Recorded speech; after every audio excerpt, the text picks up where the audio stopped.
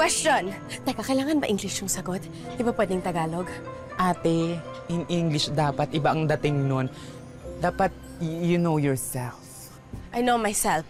Bala ka kung anong kaya mo yan. Okay, question. Ang tanong.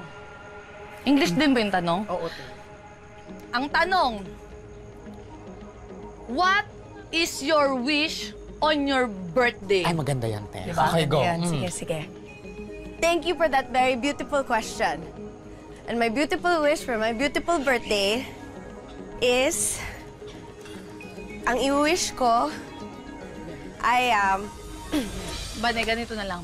Kaya mo yan, ha? Sabihin mo lang yung nasa puso mo talaga. Yung pinaka-wish mo.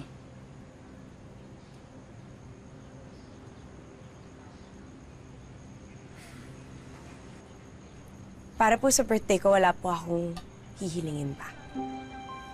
Dahil meron akong mga kaibigan na katulad ninyo.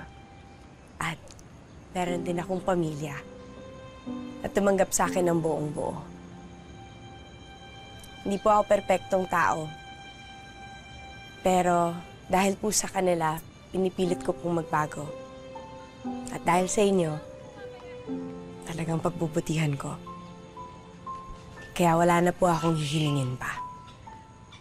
Maraming salamat po.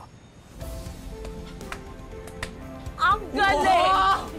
Ate, sa'yo na corona. Pasabog ka. May winner na! Let's nanalo go! ka na. Sure win Ako, sure ako dito. Ito. Sure ako dito. Manok ko to. Manok ko to. Galing, di Diba? Ate! Mama na kayong magdiwang. Meron muna akong chika. Naku, hindi nyo kakayanin. Ano? Eto na nga. Alam nyo ba, si Angie, pambato daw ng ibang barangay sa Binibining Marikit. Angie? Si Angie? Angie, yung anak ni Kapitana. Kurak, ate. Aba, banina to, ha? Walang binatbat yun dito, no? Ay, totoo naman. Alam ko naman na yun, nandun na tayo. Kaya lang kasi, kilala natin si Kapitana. Madumi yun maglaro. Kaya nun mandaya, manalo lang anak niya. Alam nyo yan. Paano nangyari, te? Buraot pa naman yung Kapitana na yan. Pero kay Bani pa rin talaga ako.